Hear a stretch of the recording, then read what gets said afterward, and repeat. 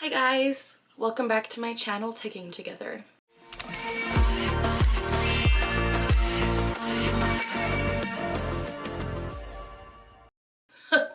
As always, the goal of this channel is to provide education about and to raise awareness as to what it's like living with Tourette syndrome.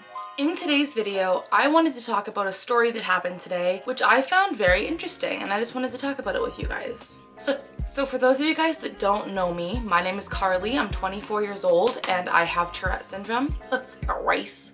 Tourette's is a neurological disorder, which means it affects my brain, and it causes me to make involuntary movements and sounds called tics, which I often don't even notice that I'm doing if we're being real here. It's just a part of my life that I literally can't help or control, and that's something I've dealt with since I was at least 10 onward. And it's been a struggle, but it's something that I don't inherently notice all of the time. Today, something really interesting happened, and it was very kinda cool, and I wanted to talk to you guys about it. So today I was at the doctor's office getting a bunch of testing done for different health concerns. We're not gonna get into it. But I was with a respiratory therapist for a lot of the day, and she was lovely, absolutely a wonderful individual. But what happened was, I was sitting down in a chair, flicking my wrists as a tic, and they were at my sides, so you can't really see them. But I'm gonna show you guys on camera what I was doing. I was doing this, not flipping people off. I was just doing this with my wrists because that's a tic I often do, just flicking them. Sometimes you can hear them crack, sometimes I go fast, sometimes I go slow. I flick my wrists as a tic all the time. And today, I got rice. Today, the respiratory therapist came to me and was like, "Can I ask why you're doing that with your wrists?" And immediately I was like, walls up, oh my gosh, I'm on guard, I'm scared, she's gonna be mad at me, like But then I thought, wait, she's a healthcare professional, she's not gonna get mad. So I just said, oh yeah, like it's a tic because I have Tourette's. And she was like, oh, okay, this is very interesting because my son, I've noticed him doing the exact same thing with his wrists. And when I ask him why he's doing that, he says he has to do it. And immediately I was like, this is a moment for education.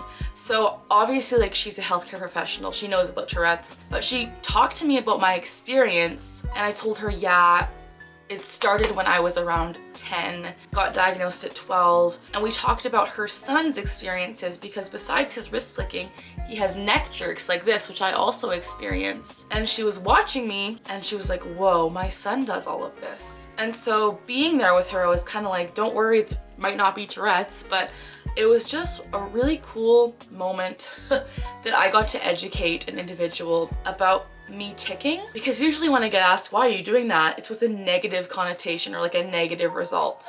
But with this scenario, it was totally positive. I felt a lot more comfortable with her after she asked this question, even though originally my walls went up and I was like, she's gonna judge me. At the end of the day, she got to ask me questions on how I was diagnosed, if my parents noticed before me, how my tics progressed throughout my life. Like, it was a really rewarding situation. And I kind of just wanted to share that with you guys because I thought it was so cool for the first time in my life to be asked, why are you doing that? Without any negativity. It was more just like education time, which is like my jam.